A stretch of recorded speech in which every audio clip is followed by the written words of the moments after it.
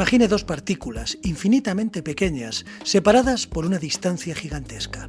Una distancia tan grande que podrían estar en extremos opuestos del universo, si es que el universo tiene extremos.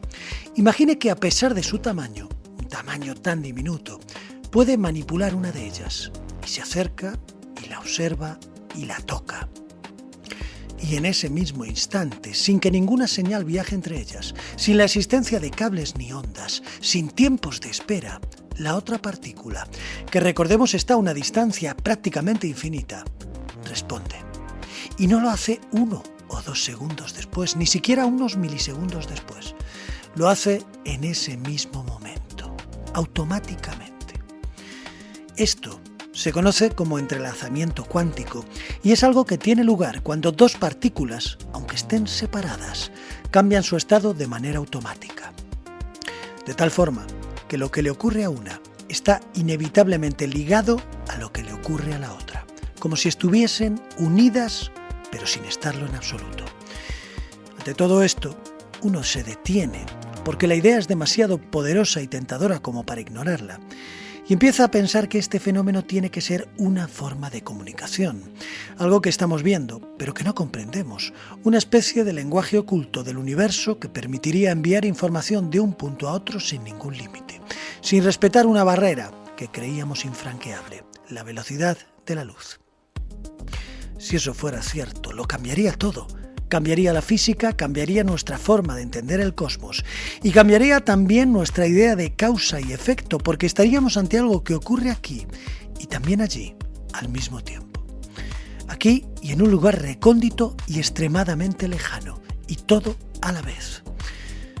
Pero algo no encaja, porque lo que parece un mensaje, lo que parece una conexión activa entre dos puntos, puede ser que sea otra cosa mucho más extraña, algo que hoy vamos a intentar entender.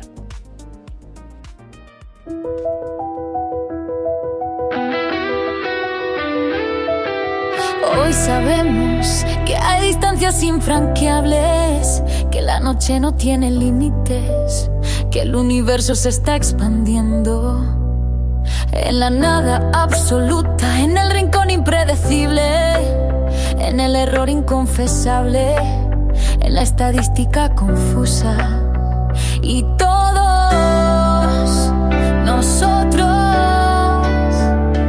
disfrutamos de una vida cuya voz desconocemos. Hoy sabemos que... Bienvenidos a Soles Lejanos 2.0. Les habla David Minayo desde el lado cuántico de las ondas. Hoy no estoy solo, cuento con la colaboración de una gran profesional de la radio, con una voz muy especial, Eva Inochi, que nos va a acompañar en este apasionante viaje, en el que vamos a adentrarnos en uno de los fenómenos más desconcertantes de la física moderna, el entrelazamiento cuántico. Vamos a intentar explicar qué es, cómo funciona y qué sabemos realmente sobre él, porque sus implicaciones podrían cambiar por completo nuestra forma de entender la realidad y podrían también obligarnos a aceptar que el universo no funciona como nosotros creemos.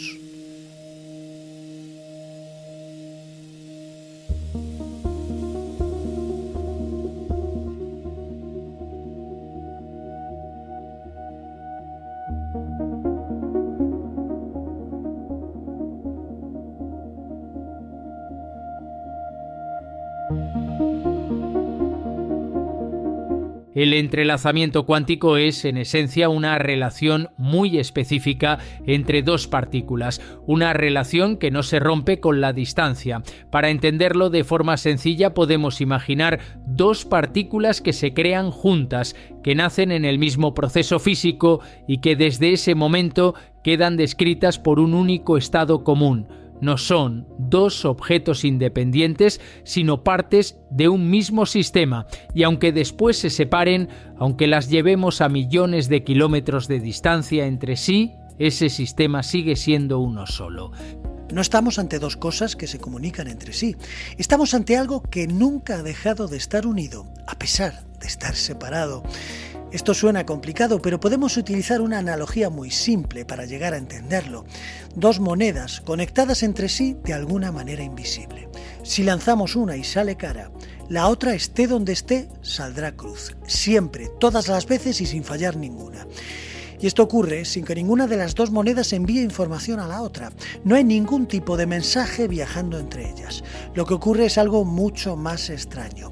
La realidad es que las dos monedas forman parte del mismo resultado. Una frase muy bonita, ¿verdad? Las dos forman parte de lo mismo, es casi poético. Pero es difícil de entender porque en la física clásica, en la forma en la que siempre hemos entendido el mundo, cada objeto tiene sus propias propiedades y además está separado de todo lo demás. En la física clásica, lo que ocurre en un lugar no puede afectar nunca instantáneamente a otro. Y ahí está el problema, ahí es donde entra Einstein.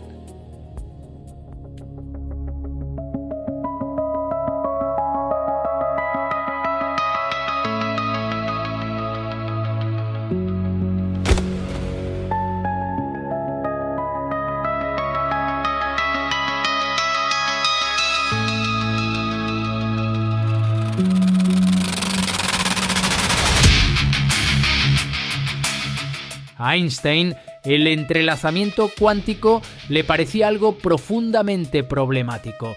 De hecho, llegó a denominarlo acción fantasmagórica a distancia, porque implicaba que dos objetos separados pudieran estar conectados de una forma inmediata, sin que nada viajara entre ellos. Y eso le parecía del todo irreal, así que planteó una posibilidad alternativa: que las partículas ya tuvieran el resultado desde el principio, que las dos monedas ya estuvieran preparadas, de tal manera que una fuese cara y la otra cruz, y lo único que hiciéramos nosotros es mirar y descubrirlo.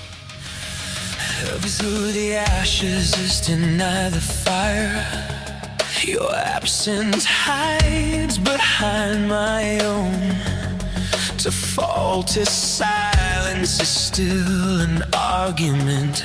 To meet your eyes is to be gone. I don't watch your name brushing my lips, or watch what we were falling apart. To picture your shadow touching another, like stolen gold from a bank's dark vault. It comes like this, without a warning. I love you without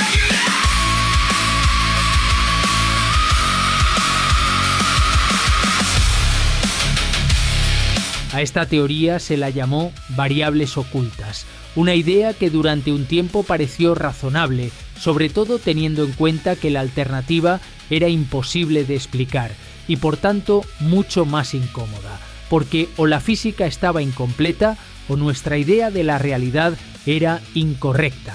La idea de Einstein parecía una salida elegante que permitía mantener intacta la intuición de que el mundo está hecho de cosas separadas e independientes entre sí. Y así fue hasta que llegó John Bell. Bell se hizo una pregunta muy sencilla. ¿Hay alguna forma de comprobar si Einstein tenía razón? Y la respuesta fue afirmativa. Bell planteó una especie de prueba matemática que permitía distinguir entre dos mundos posibles.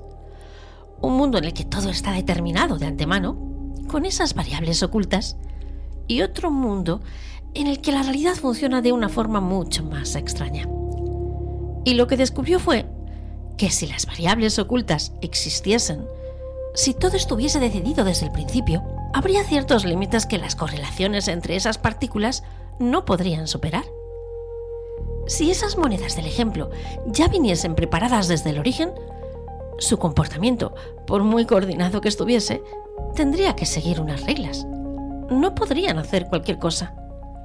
Pero eso no tiene nada que ver con lo que decía la física cuántica. La física cuántica estaba diciendo que esas partículas podían mostrar una coordinación aún más perfecta, una relación más fuerte de lo que cualquier sistema preparado de antemano podría lograr jamás. y cuando se hicieron los experimentos de Bell, las partículas se comportaron como si ese guión no existiese, como si no estuvieran limitadas por ninguna preparación previa, como si en lugar de seguir instrucciones, estuviesen conectadas de una manera mucho más profunda de lo que cualquier explicación clásica puede describir. La naturaleza no estaba respetando los límites que Einstein había imaginado. Los estaba superando una y otra vez, demostrando que esas variables ocultas no existían. Y eso significaba, y sigue significando, que la realidad no funciona como un conjunto de cosas separadas, que lo que ocurre en un punto no es independiente de lo que ocurre en otro. Y esto nos obliga a formular una idea que durante siglos le habría parecido absurda a cualquier persona. La idea de que la distancia nos separa, al menos no como creemos, porque en el fondo el universo no está hecho de piezas aisladas, sino de una totalidad indivisible. Y por eso puede decirse que el universo no es local, que las cosas no están completamente separadas unas de otras, que lo que ocurre en un lugar puede estar conectado con lo que ocurre en otro. Durante siglos hemos pensado el mundo como un conjunto de objetos separados, cosas que están aquí o allí, cada una con sus propiedades independientes unas de otras, que solo pueden influirse si algo viaja entre ellas, si tienen contacto. Pero el entrelazamiento cuántico rompe por completo esa forma de pensar y nos obliga a aceptar que hay situaciones en las que no tiene sentido hablar de dos cosas separadas, en las que, aunque haya distancia y podamos señalar un punto y otro, lo que está ocurriendo no puede dividirse en partes independientes. Como si el sistema entero siguiera siendo uno solo, aunque lo veamos fragmentado. Y aquí empieza verdaderamente el problema. Porque cuando observamos una de esas partículas obtenemos un resultado y en ese mismo instante, sin que nada se desplace, la otra queda automáticamente definida. Cuando esto ocurre, la lógica nos lleva a pensar que una le está diciendo algo a la otra, como si fuera un interruptor, como si al ocurrir algo aquí se activara automáticamente algo allí. Pero si eso fuera así, tendría que haber una señal, tendría que haber algo que viajara aunque no lo viéramos, un antes y un después. Pero es que eso no ocurre. No hay nada que se desplace de un punto a otro, no hay transmisión, no hay contacto, no hay nada. Lo que ocurre es que el resultado no pertenece a cada partícula por separado, sino al sistema completo. Y todo esto lo repetimos porque es difícil de pensar y de entender. Es como si ambas partículas formasen parte de una única respuesta que aparece en dos lugares distintos a la vez. Ahí es donde se rompe nuestra intuición.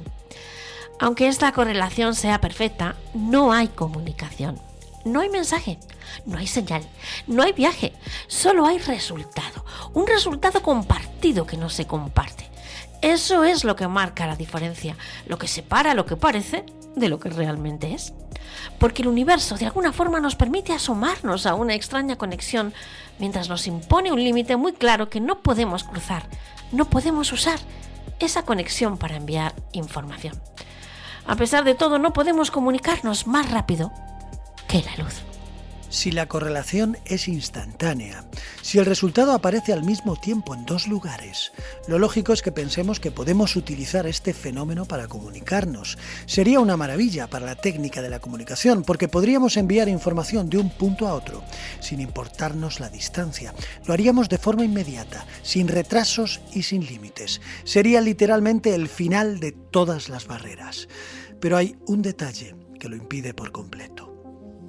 Un detalle que, aunque parezca pequeño, lo cambia todo. El hecho de que no podemos decidir el resultado. Cuando miramos nuestra partícula no estamos enviando nada, estamos observando algo que ocurre sin nuestro control.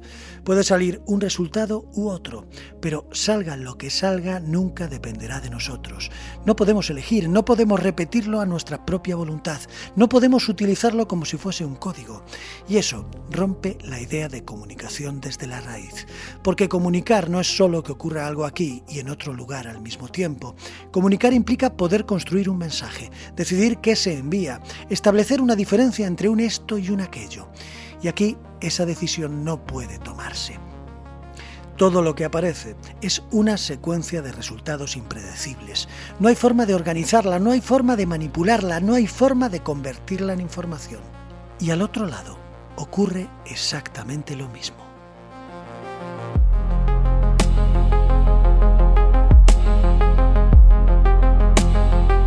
Cuando en un extremo y otro comparen los resultados, verán que encajan, que hay una correlación perfecta, pero esa comparación solo puede hacerse después, cuando ya ha habido comunicación por medios normales, más lentos que la luz. En el momento de la medición, cada uno está completamente a oscuras. Y aquí reside uno de los puntos más contraintuitivos, porque la intuición nos dice que si vemos nuestro resultado ya sabremos lo que ha salido en el otro lado, porque uno y otro siempre están relacionados, pero eso es solo cierto a medias, porque podemos deducir algo sobre el otro lado, pero hay un problema clave, no sabemos cómo está hecha exactamente la correlación en ese momento. Podemos hacer todo el acuerdo previo que queramos, decidir cómo medir, sincronizar relojes, definir qué significa cada resultado, dejarlo todo perfectamente preparado. Y después separarnos y no volver a comunicarnos. Pero el problema no está en el acuerdo. El problema sigue estando en que no controlamos el resultado. Y aquí aparece otra pieza que termina de desmontar la intuición, porque no basta con entender que no podemos elegir el resultado. Hay algo más complicado y más fascinante aún, que el resultado no solo depende de lo que pasa en la otra partícula, depende también de cómo decidimos medir en nuestro lado. Esto, dicho así, puede sonar muy extraño, como si el observador creara la realidad, pero es más sencillo de lo que parece. Imagine que tiene un objeto que en lugar de tener una única propiedad fija, tiene varias posibles, y la que usted ve depende de cómo lo mire. Como si tuviera una moneda especial que, si la mira desde arriba, muestra cara o cruz, pero si la mira de lado, en lugar de cara o cruz, muestra un color, rojo o azul. No es que la moneda cambie porque usted la mire, es que la pregunta que usted hace determina el tipo de respuesta que obtiene. Eso es más o menos lo que ocurre en física cuántica. Cuando una partícula es medida, no está revelando una propiedad fija que ya estaba ahí esperando, está interactuando con el sistema de una forma concreta, y esa forma determina el tipo de resultado que aparece. Cuando medimos en el mundo cotidiano, lo que hacemos es observar algo que ya está ahí. Encendemos una luz para ver un objeto en una habitación oscura y la luz no cambia el objeto, solo nos permite verlo. Esa es la intuición que todos arrastramos, pero el problema es que en el mundo cuántico las cosas no funcionan así. Medir no es mirar desde fuera, medir es interactuar. Y esa interacción no es suave ni pasiva, es inevitable y en cierto sentido invasiva. Para saber la velocidad de una bola tenemos que interactuar con ella de alguna forma, aunque sea mediante un sensor, una cámara o una señal que rebota. Lo mismo ocurre si queremos conocer su posición, necesitamos interactuar con ella, pero en el mundo cotidiano esa interacción apenas la altera. La bola seguirá yendo a la misma velocidad, la midamos o no. Y por eso, porque estamos acostumbrados a esa física clásica que vemos todos los días, pensamos que medir es simplemente observar. Cuando un radar mide la velocidad de un coche, el coche no cambia de forma ni de posición, al menos no a la vista. Pero en sentido estricto hay una interacción. Hay ondas que rebotan y energía que se intercambia. Lo que ocurre es que los niveles son despreciables. Pero en el mundo cuántico esa interacción no es despreciable. En el mundo cuántico la interacción que permite medir no puede separarse del resultado, sino todo lo contrario, forma parte de él. No hay forma de medir sin modificar lo que está ocurriendo, y cada tipo de medición implica una forma distinta de interacción. Es como si en lugar de leer una propiedad, estuviéramos haciendo una pregunta concreta al sistema. Y dependiendo de cómo formule esa pregunta, la respuesta que obtenemos es distinta. Si medimos de una forma, obtenemos un tipo de resultado. Y si medimos de otra, obtenemos otro tipo distinto. Y esto no sucede porque la partícula cambie de opinión, sino porque la medición define qué aspecto del sistema se manifiesta. Y esto es lo verdaderamente difícil de aceptar. podemos pensar que como en el mundo cuántico todo es infinitamente más pequeño que lo que podemos ver, cualquier interacción, por mínima que sea, afectará mucho más al sistema. En cierto modo es así, pero con importantes matices, porque en el mundo cuántico no es solo que la medición altere el sistema, es que no existe la posibilidad de medir sin que esa interacción forme parte del propio resultado. Por tanto, no es un problema de molestar demasiado, es un problema de cómo funciona la realidad a ese nivel. Para medir algo necesitamos interactuar, enviar luz, una partícula o una señal. Y esa interacción define el resultado. Algo muy distinto a lo que ocurre en la física clásica, donde el objeto ya tiene sus propiedades y la medición intenta revelarlas sin cambiarlas. En la física cuántica las propiedades no están completamente definidas antes de medir, y la medición concreta hace que una de las posibilidades se manifieste. Por eso no es simplemente que afecte más porque es pequeño, es que la medición y el resultado son inseparables. Y cada forma de medir pregunta algo distinto al sistema y obtiene una respuesta distinta. Ese es el salto conceptual importante. La realidad a ese nivel no está completamente fijada hasta que interactuamos con ella. Antes de medir ya hay una realidad, pero no es una realidad con valores definidos. La partícula no tiene una posición y una velocidad concreta que nosotros estropeemos al medir. Lo que hay es un conjunto de posibilidades con probabilidades precisas. Algo que suena muy abstracto, pero que también es realidad, aunque sea una realidad muy distinta a lo que estamos acostumbrados. Por tanto, aunque esta sea la intuición de cualquiera de nosotros, cuando medimos no estropeamos un valor oculto, lo que hacemos es forzar que una de esas posibilidades se convierta en un resultado concreto. Por eso no es que nunca veamos la realidad, lo que vemos es la forma en la que la realidad se manifiesta cuando interactuamos con ella de una manera concreta.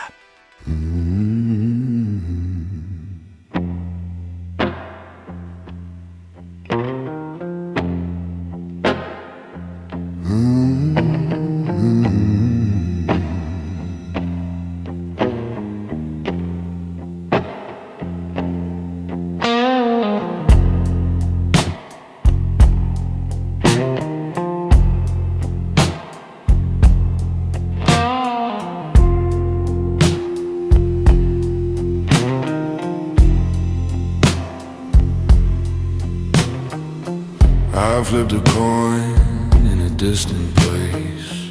Another one turned with the same old face. No line between, no road, no sign. Still something crossed the silent line.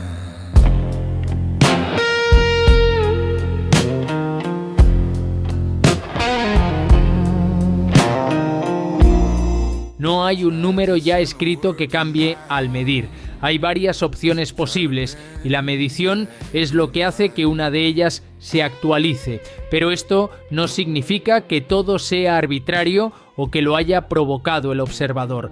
Las probabilidades están perfectamente definidas, las correlaciones también, y los resultados siguen reglas muy estrictas. Por tanto, podemos decir que antes de medir, la realidad no está fijada en un único resultado, sino abierta a varias posibilidades. Y medir no es descubrir una de ellas, sino hacer que ocurra.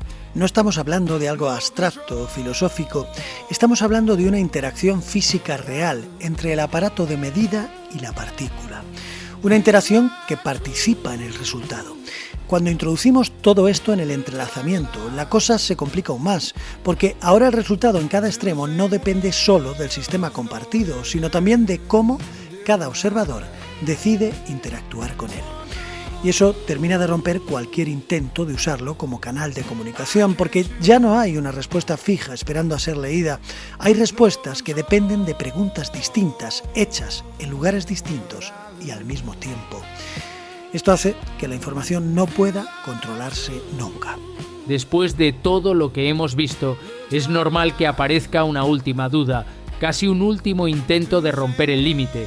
Porque cuando uno escucha que dos partículas están conectadas de forma instantánea, aunque estén separadas por grandes distancias, la mente hace lo que siempre ha hecho. Intenta utilizarlo, convertir esa conexión en algo útil, Y ahí es donde empieza todo, porque los propios físicos, al entender el entrelazamiento, se hicieron esa misma pregunta. Si existe esta conexión, ¿podemos usarla para transferir algo?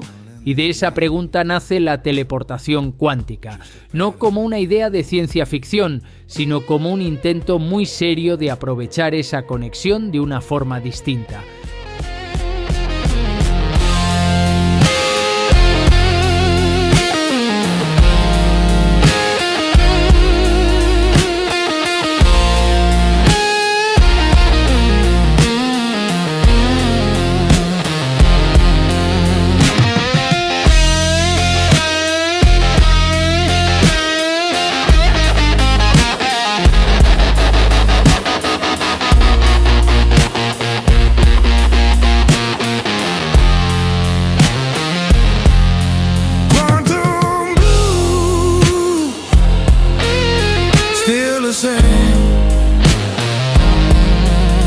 No control, no one to blame.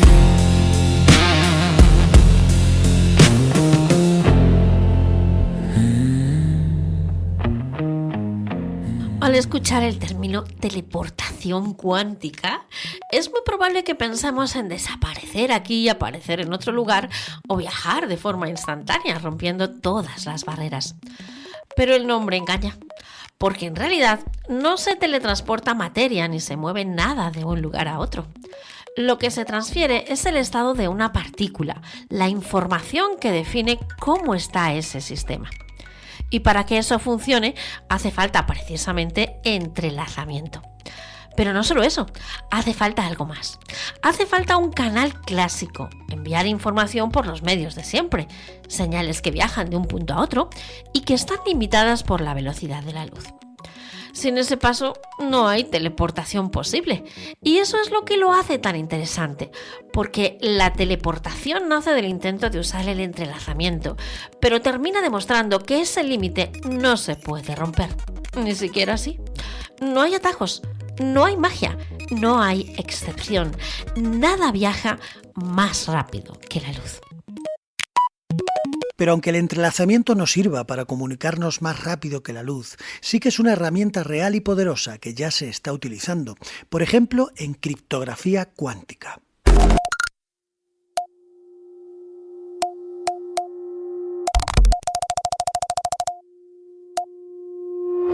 Aquí no se trata de enviar información más rápido, sino de enviarla de forma absolutamente segura, porque cualquier intento de interceptar esa información altera el sistema, deja rastro y se detecta. No se puede espiar sin ser descubierto.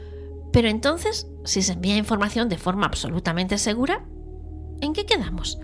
¿Se puede o no se puede enviar información? Pues claro que se puede enviar información, nunca hemos dicho lo contrario. Usted puede mandar un mensaje, una llamada, un correo, todo eso funciona exactamente igual que siempre. La información viaja, pero lo hace a través de señales físicas, de la luz, de la electricidad, de ondas, siempre respetando ese límite del que llevamos hablando todo este tiempo, la velocidad de la luz. Lo que no se puede hacer es usar el entrelazamiento como si fuera un canal directo para enviar mensajes de forma instantánea. No se puede coger esa conexión y convertirla en una especie de línea telefónica más rápida que la luz.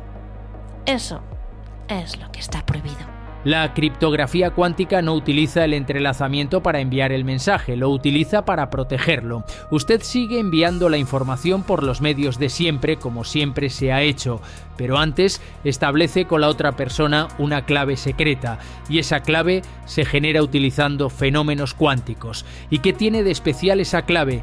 Que en el mundo cuántico, como hemos visto, medir es interactuar. No se puede mirar sin tocar, no se puede observar sin alterar. Así que si alguien intenta interceptar esa clave, si alguien intenta espiarla, necesariamente va a modificarla. Y esa modificación nunca pasa desapercibida. Siempre deja rastro, y eso lo cambia todo, porque ya no se trata de impedir que alguien escuche, sino de saber con certeza si alguien lo ha hecho, algo que en la práctica es casi lo mismo que hacerlo imposible. El entrelazamiento también se utiliza en computación cuántica, permitiendo trabajar con múltiples estados a la vez, explorar muchas posibilidades en paralelo y abordar problemas que para un ordenador clásico serían prácticamente imposibles. El entrelazamiento no rompe las reglas del universo, pero sí redefine lo que podemos hacer dentro de ellas. No es un atajo para viajar más rápido que la luz, es una nueva forma de entender y utilizar la información. Y ahí reside su verdadero poder. Durante todo el episodio hemos partido de una idea muy sencilla, que el mundo está hecho de cosas separadas, objetos existiendo por su cuenta como piezas independientes, que solo se relacionan cuando algo viaja entre ellas. Pero el entrelazamiento nos obliga a cuestionar esa idea. Nos obliga a plantearnos que al menos en ciertos casos esa separación no es tan real como creemos, porque cuando dos partículas están entrelazadas no tiene sentido describirlas como dos cosas independientes, ya que lo que ocurre en una nunca podrá entenderse sin lo que ocurre en la otra. No son dos sistemas conectados, son un único sistema que estamos viendo desde lugares distintos. Y eso introduce una idea muy interesante: la inseparabilidad.